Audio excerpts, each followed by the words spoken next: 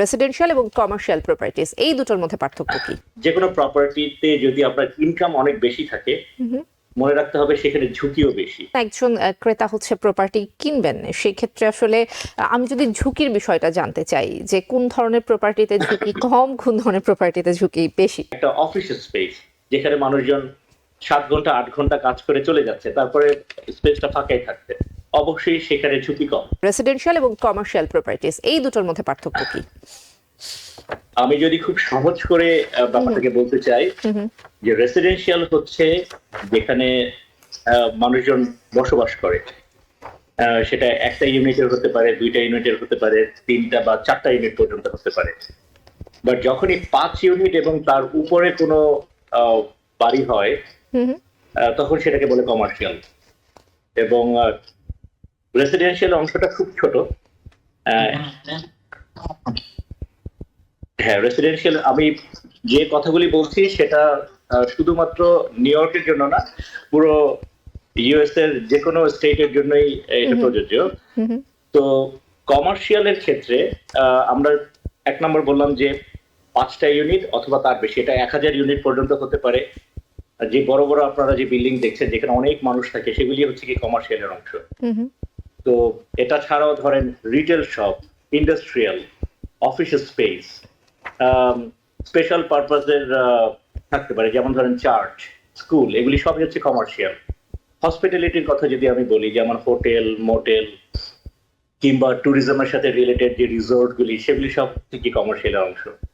Office building এর পরে mixed use আছে, ধরেন কোনো প্রপার্টি আছে যার অর্ধেক অংশ হচ্ছে গিয়ে আপনার রিটেল শপ, গ্রোসারি চলছে, উপরের দিকে অংশগুলিতে আপনার অ্যাপার্টমেন্টের মতো যেখানে মানুষজন থাকছে, ভ্যাকেন্ট ল্যান্ড, মল আছে বিভিন্ন ধরনের, স্ট্রিট মল আছে, মেগা মল আছে, বিভিন্ন ধরনের মল আপনার কমার্শিয়ালের মধ্যে পড়ে।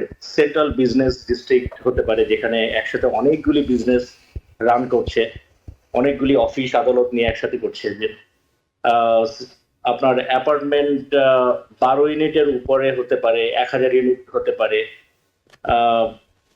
হেভি ম্যানুফ্যাকচারিং হতে পারে গিয়ে, যেমন ইন্ডাস্ট্রিয়ালের ক্ষেত্রে আবার স্মল ইন্ডাস্ট্রিয়াল হতে পারে, আবার হেভি ইন্ডাস্ট্রিয়াল হতে পারে। হেভি ইন্ডাস্ট্রিয়ালের ক্ষেত্রে তফাৎটা কি, যেগুলির সাথে আপনার ট্রেন লাইনের কানেকশন থাকে কিংবা হাইওয়ের কানেকশন থাকে, তারপরে আপনার হেলথ কেয়ার ফেসিলিটিস হতে পারে কিংবা হসপিটাল হতে পারে, সেটাও হচ্ছে কমার্শিয়াল আন্ডারে।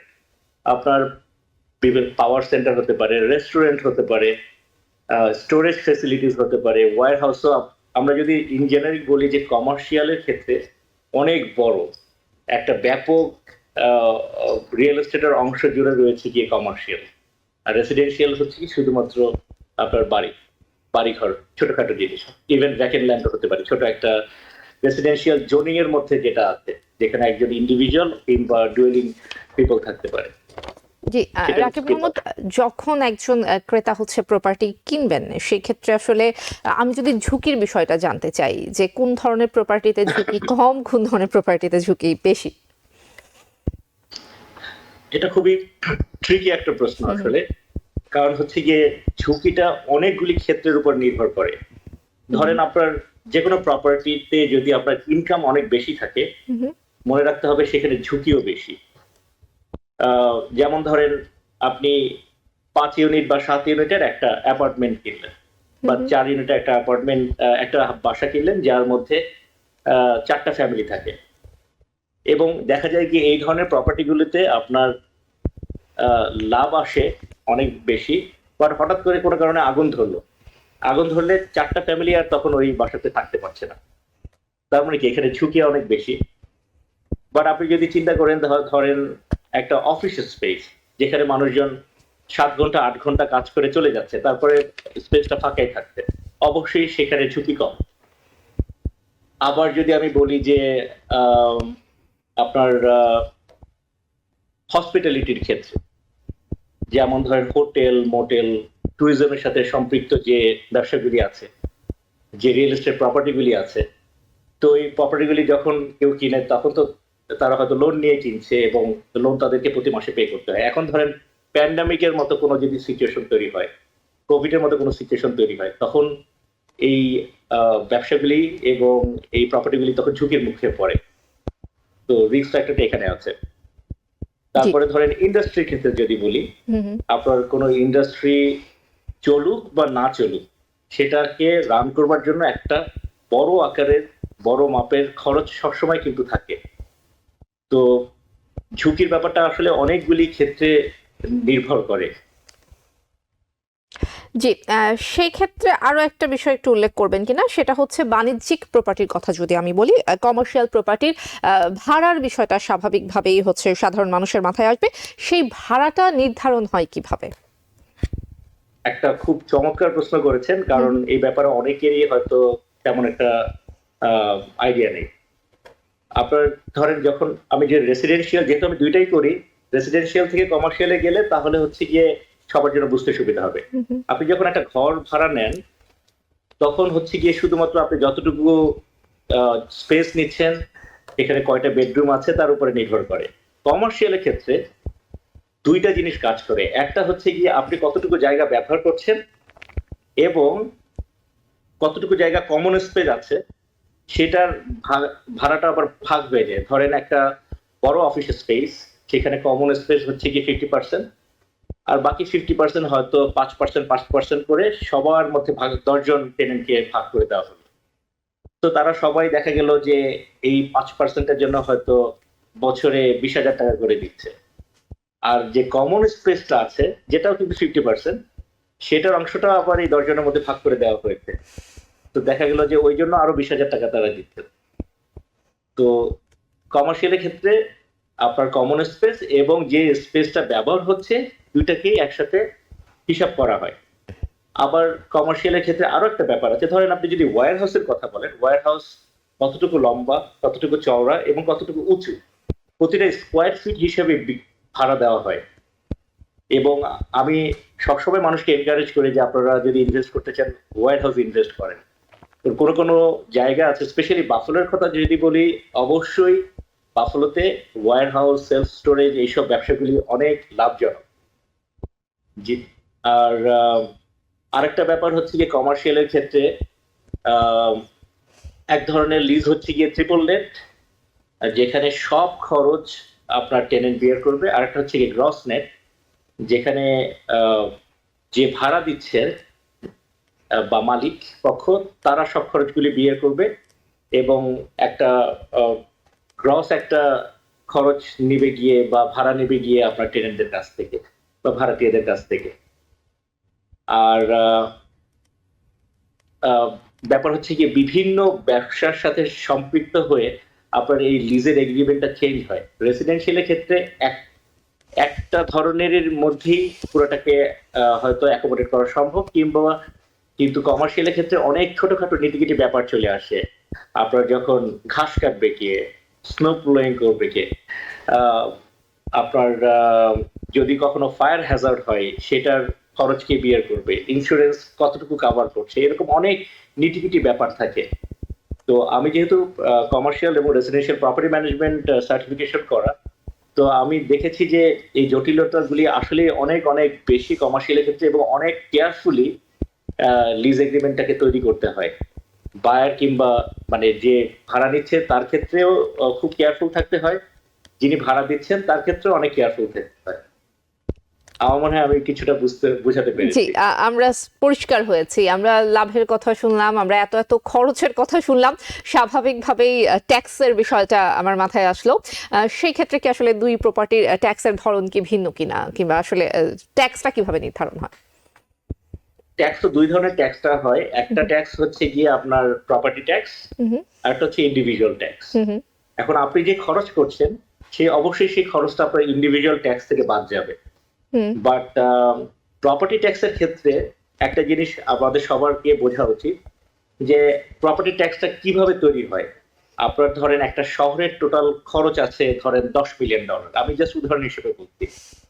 তো $10 মিলিয়ন মধ্যে হয়তো ফেডারেল থেকে তারা পাচ্ছে $2 মিলিয়ন, স্টেট থেকে তারা হয়তো পাচ্ছে $2 মিলিয়ন।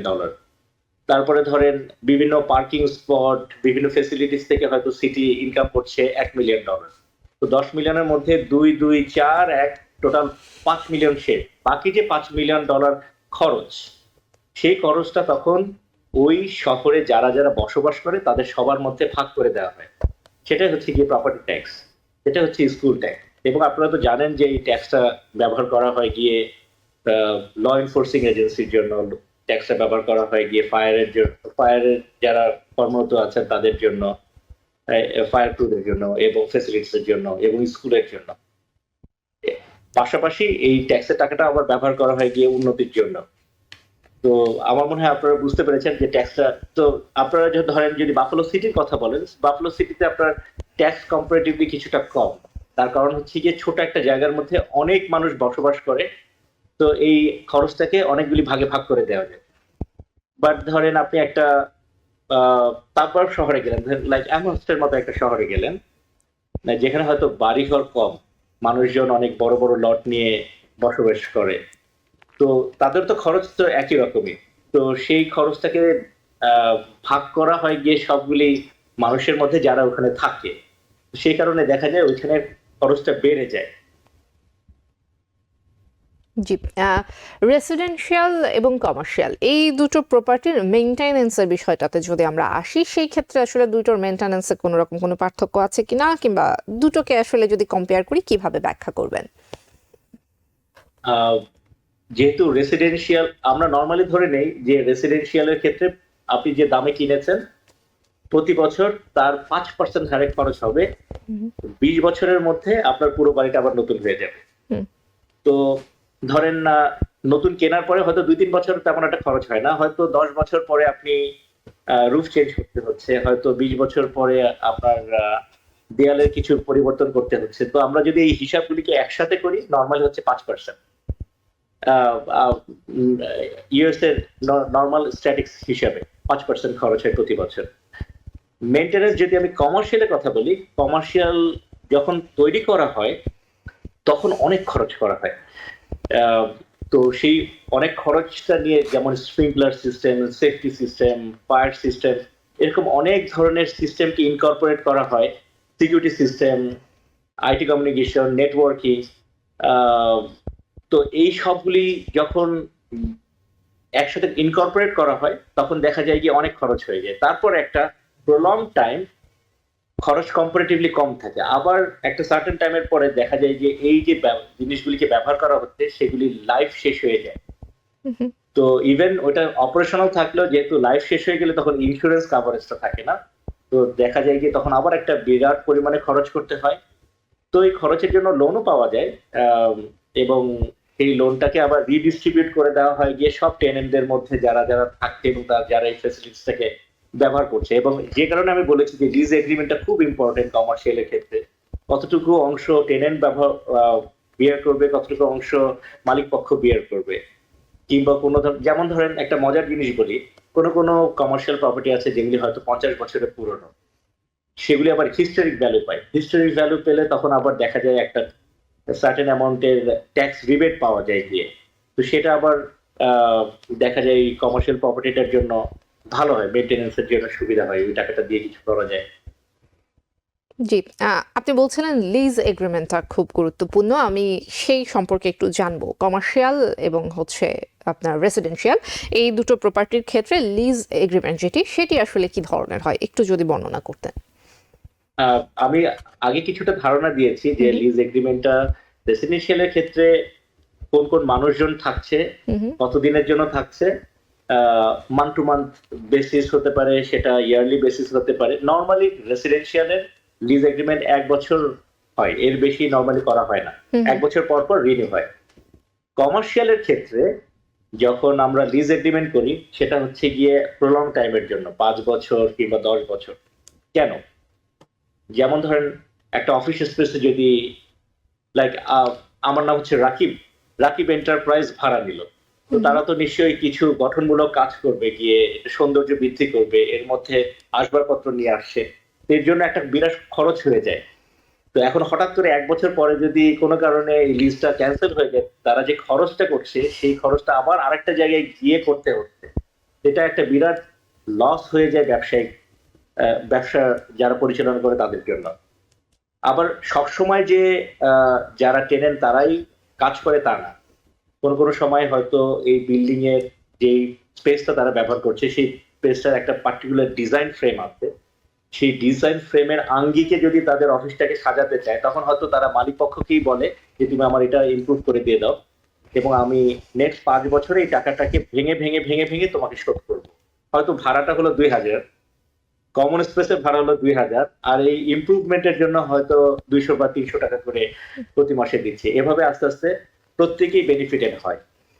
আচ্ছা, আরেকটা ইম্পর্টেন্ট জিনিস হচ্ছে গিয়ে যখন কোনো ব্যবসায়ী নতুন ব্যবসা শুরু করে তো তাদের তো একটা কাস্টমার সার্ভিস মার্কেটিং বেস তৈরি করতে সময় লাগে। তখন তারা কোনো কোনো সময় মালিক পক্ষের সাথে একটা এগ্রিমেন্টে চলে আসে যেটা হচ্ছে প্রফিট শেয়ারিং, যে তারা শুরু হয়তো ভাড়াটা কম দিচ্ছে বাট তাদের টোটাল প্রফিটের হয়তো 10% সে মালিকের সাথে শেয়ার করবে। যে 2000 টাকার বদলে 1000 টাকা ভাড়া দিচ্ছে, সে যে ইনিশিয়ালি ব্যবসা করছে হয়তো 20,000 টাকার ব্যবসা করলো, 5% হয়তো সেই হিসেবে আসে গিয়ে হয়তো 1000 টাকা, প্রতি মাসে 1000 টাকা করে দিচ্ছে। আস্তে আস্তে যখন ব্যবসাটা বড় হয় এবং ইনকাম বেশি হয় তখন তাদের ইনকামটাও বাড়ে। তো মালিক পক্ষ তখন ওইভাবে চিন্তা করে যে যারা মানে ভাড়া দিয়েছে যে তারা ইনিশিয়ালি হয়তো কম পাচ্ছে বাট তার ব্যবসাটাকে দাঁড়ানোর জন্য তাকে সাহায্য করছে এবং পরবর্তীতে একটা সময় হয়তো তারা সেই প্রফিটটা নিয়ে নিতে পারে যেটা শুরুর দিকে তাদের লস হয়েছে। কোন একটা প্রপার্টির বাজার মূল্য মার্কেট প্রাইসটা আপনারা আসলে কিসের উপর ভিত্তি করে নির্ধারণ করেন? এটা খুবই জটিল একটা প্রশ্ন, কারণ প্রপার্টির বাজার মূল্য নির্ভর করে অনেকগুলি ফ্যাক্টরের উপরে। প্রথম ফ্যাক্টর হচ্ছে গিয়ে ডিমান্ড এন্ড সাপ্লাই। আপনার মার্কেটে যদি বাড়ির রিকোয়ারমেন্ট থাকে 3000 আর বানানো হয় গিয়ে মাত্র 400-500 বাড়ি, তাহলে তো অবশ্যই একটা বাড়ির পিছনে 5 থেকে 6 জন মানুষ কারাকারি করবে। তো এটার জন্য আপনার প্রপার্টির দাম বাড়ে কিংবা কমে। তারপর হচ্ছে গিয়ে লোনের ইন্টারেস্ট রেট যখন একটু বাড়ে তখন দেখা যায় মানুষের ক্রয় ক্ষমতা কমে যায়, কারণ হচ্ছে আপনার ইনস্টলমেন্টটা অনেক বেড়ে যায়, সেই সময়ে দেখা যায় গিয়ে যে ওটা এফেক্ট করে। থার্ড রিজন হচ্ছে গিয়ে আপনার লোকেশন। যদি কোনো কোনো জায়গা হচ্ছে কি যেখানে রাস্তাঘাট ভালো, কুল ভালো, আপনার শীতের জায়গাগুলিতে স্নো পড়ার সাথে সাথে রাস্তা ক্লিন করে ফেলে, অবশ্যই সেই সব লোকেশন গুলিতে মানুষ বেশি থাকতে চাবে, তাই না? যে জায়গাগুলিতে হয়তো স্কুলের অবস্থাটা ততটা ভালো না বা হয়তো পরিবেশটাও ততটা সুবিধাজনক নয়, সেগুলিতে হয়তো প্রপার্টি ভ্যালু কম হয়। বাট জেনারিক ভাবে আমাদের এক্সপেরিয়েন্স বলে যে 2022 সালে কিন্তু আপনার property value in an average প্রায় 22% মতো বেড়েছিল। মানে কখনো 40%ও বেড়েছে, কখনো 10%ও বেড়েছে, জেনারিক ভাবে হচ্ছে 22%। এই বছরে প্রায় 8 থেকে 10% কিন্তু বাড়ে। আর যদি আমি স্পেশাল সিচুয়েশনটা বাদ দিই, ধরেন কোনো কোনো জায়গা আছে কিন্তু পৃথিবী বা ইভেন ইউএস এর বিভিন্ন জায়গা আছে যেখানে হয়তো ডিমান্ড ততটা নাই, সেখানেও আপনার 2.5 থেকে 3% হারে আপনার প্রপার্টির ভ্যালু বাড়ে। আমরা অনেকাংশে স্পষ্ট হচ্ছে। রাকিব মাহমুদ, আমরা একদম শেষ পর্যায়ে চলে এসেছি। আপনার কাছে একদম শেষ মুহূর্তে জানবো যে কমার্শিয়াল এবং রেসিডেন্ট এই দুই প্রপার্টিতে যারা বিনিয়োগ করতে আগ্রহী তাদের জন্য নিশ্চয়ই আপনার কোনো পরামর্শ থাকবে, একদম সংক্ষেপে জানবো। যদি আপনি জীবনের প্রথম প্রপার্টিটা কিনেন, আপনার তো থাকতে হবে। সো আমি মনে করি যে একটা প্রাইমারি হাউস থাকাটা ভালো। সো রেসিডেন্সিয়ালে প্রথম ইনভেস্টমেন্ট। তারপরে যদি সেকেন্ড আপনি ইনভেস্টমেন্ট কথা চিন্তা করেন যে ভবিষ্যতে আরো কিছু টাকা উপার্জন করা সম্ভব, সেই ক্ষেত্রে আমি বলবো অবশ্যই কমার্শিয়ালে ইনভেস্ট করবেন, কারণ হচ্ছে কমার্শিয়াল ইনভেস্টমেন্ট হচ্ছে অলওয়েজ লং টার্ম। আপনি যদি লং টার্ম চিন্তা করেন যে অনেক দিন ধরে, কারণ রেসিডেন্সিয়ালের ইনভেস্টমেন্টটা ছোট, কমার্শিয়াল ইনভেস্টমেন্ট অনেক বড়, বাট এমন না যে সেটা করা সম্ভব না। আপনার যদি ক্রেডিট স্কোর ভালো থাকে, আপনার একসাথে 3-4 জন বন্ধু মিলে কম্বাইনলি আপনারা ইনভেস্ট করতে পারেন এবং রিটার্ন কমার্শিয়ালে অনেক বেশি। আপনার যে কোনো ক্ষেত্রে মাল্টি ফ্যামিলির কথা বলেন, রিটেলের কথা বলেন, শুধু তাই না, আরো একটা ব্যাপার আছে। আপনি রেসিডেন্সিয়ালে যখন ইনভেস্ট করছেন সেই সময় আপনি ইনভেস্ট করছেন কি আপনার নিজের জন্য। আপনি যখন কমার্শিয়ালে ইনভেস্ট করছেন আপনি কিন্তু আরো কিছু মানুষের কাজের পরিধি তৈরি করে দিচ্ছেন, কর্মক্ষেত্র সৃষ্টি হচ্ছে, কর্মক্ষেত্র তৈরি হচ্ছে। If you're wondering, should I get my COVID shot?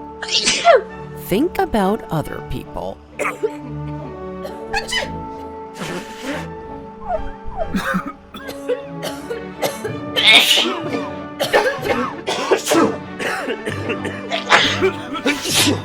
Set a date to get your COVID shot and RSV if eligible.